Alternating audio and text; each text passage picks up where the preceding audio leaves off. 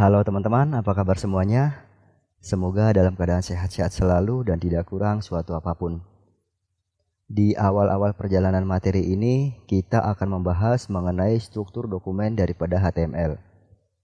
Di video sebelumnya, kita sudah membuat satu folder untuk menyimpan proyek kita di dalamnya.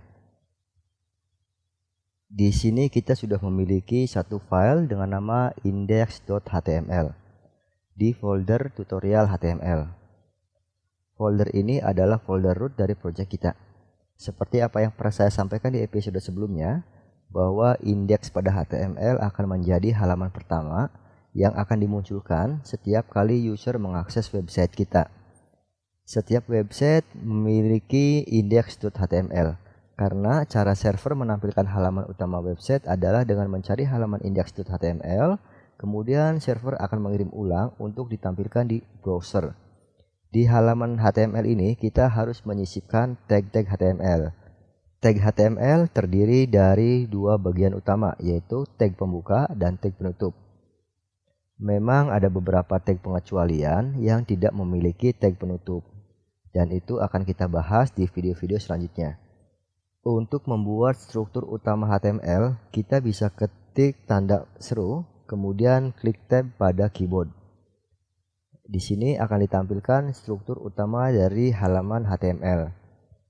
Di bagian paling atas ada doc type kemudian HTML. Ini adalah sebagai tag pembuka untuk dokumen HTML kita. Kemudian di bagian bawahnya ada slash HTML dan ini merupakan adalah tag penutup dari dokumen HTML kita. Doc type HTML ini akan memberitahukan kepada browser kalau dokumen yang kita buat merupakan dokumen HTML. Kemudian di bawahnya ada tag head. Ini adalah tag pembuka untuk header dan ini adalah tag penutup untuk header. Di antara tag head ini ada yang namanya metadata, yaitu meta charset UTF-8. Fungsinya adalah untuk menunjukkan halaman ini akan memberikan informasi kepada browser dan search engine untuk melakukan pengkodean karakter sesuai dengan UTF-8. Universal Character Set atau yang umum disebut dengan charset. Ini adalah kumpulan dari beberapa jenis pengkodean karakter, baik untuk huruf, angka, simbol, dan yang lainnya. Saat video ini dibuat, pengkodean UTF-8 telah menjadi standarisasi untuk pengkodean dalam sistem operasi, bahasa pemrograman, API, dan software. Selanjutnya mari kita ubah untuk titelnya yang tadinya dokumen menjadi web pertamaku. Tag ini untuk membuat judul di halaman HTML. Ini adalah tag pembuka untuk titelnya, kemudian ini adalah tag penutup untuk titelnya. Yang membedakan tag pembuka dengan tag penutup adalah di sini terdapat satu buah tanda slash yang menunjukkan akhir dari fungsi tag sebelumnya. Tag title ditutup oleh slash title. Kemudian di sini ada terdapat tag body. Ini tag pembuka body. Kemudian ini slash body adalah sebagai tag penutupnya. Sekarang mari kita sisipkan di tag body ini dengan nama hello world. Tag body ini untuk menyimpan semua konten yang ingin kita tampilkan di halaman website. Coba teman-teman perhatikan dengan seksama untuk struktur utama dari dokumen HTML. Ini adalah struktur standar dari HTML yang kita butuhkan setiap kali kita membuat halaman website. Halaman ini bisa kita lihat hasilnya menggunakan web browser. Kita bisa membuka halaman ini menggunakan web browser tanpa harus ada akses internet. Sekarang saya simpan dokumen ini dengan Ctrl S. Nah, kemudian kita akan membuka apa yang kita bikin di index.html pada folder tutorial HTML menggunakan web browser. Sekarang kita masuk ke folder tutorial HTML.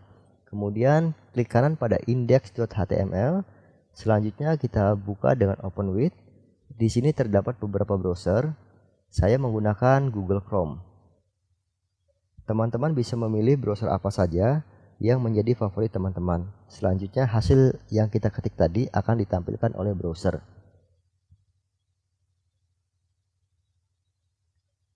Web pertamaku ini adalah hasil dari titel yang di sini.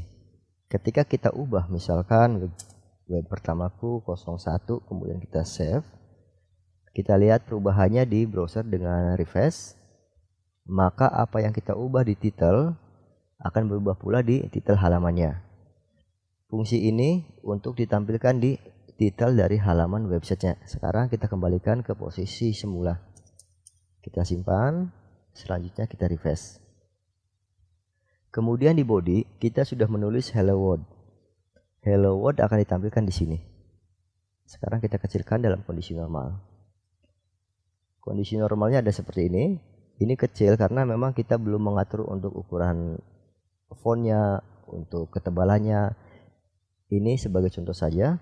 Kalau kita input di body, maka akan ditampilkan di body dari halaman HTML. Teman-teman juga bisa melihat kode HTML pada website orang lain. Caranya, kita klik kanan di halaman HTML atau di web orang, kemudian kita pilih View Page Source. Maka akan ditampilkan kode HTML-nya dari sebuah halaman website. Ini bisa jadi panduan teman-teman untuk melihat struktur dari HTML dari web-web yang lain.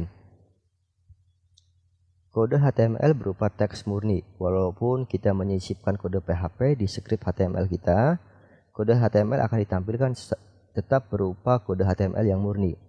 File HTML murni berekstensi .html. Sementara untuk file HTML yang disisipi oleh script PHP pada umumnya akan berekstensi .php karena akan diparsing oleh parser PHP di server. Begitu pula dengan ekstensi lainnya seperti JSP dan ASPX. Sampai di sini perjalanan episode kita kali ini. Kita akan lanjutkan perjalanan kita di belajar HTML5 dan CSS3 di episode berikutnya. Saya berharap ini bisa bermanfaat untuk teman-teman semuanya. Silakan tinggalkan like pada video ini sebagai tanda kalau teman-teman mengikuti materi ini. Jika teman-teman baru ada di channel ini, silakan tekan tombol subscribe dan nyalakan loncengnya untuk mendapatkan video-video terbaru dari channel Supridev. Sampai ketemu di episode berikutnya. Salam ngopi, ngoding happy.